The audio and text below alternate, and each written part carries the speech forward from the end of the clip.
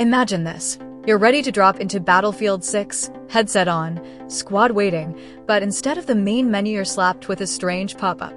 This software cannot be used at the same time as the game virtual controller. It's frustrating, confusing, and stops you cold. But here's the thing, this error isn't about your PC being broken. It's about one small conflict in your system, and today, we're going to fix it together, permanently. In this video, I'll walk you through a tested, safe, and repeatable fix for this Battlefield 6 error.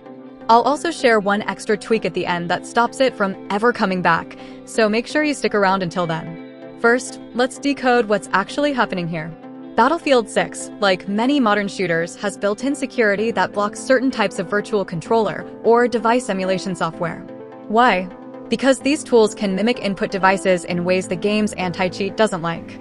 This includes apps like DS4 Windows, daemon tools, vJoy, auto hotkey, certain Razer, Corsair, or overlay software, and even some virtual drives or controller emulators running quietly in the background.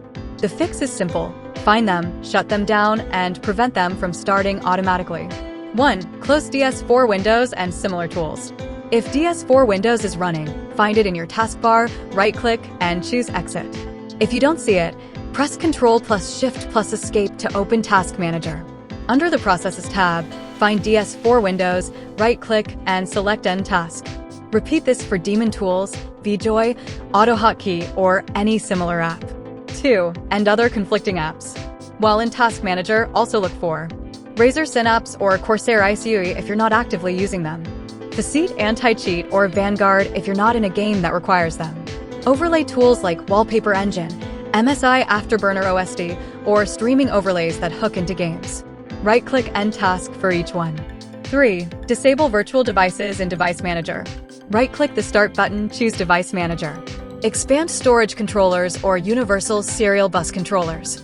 If you see something like XVDS CSI Miniport or any virtual controller device, right-click and choose Disable Device.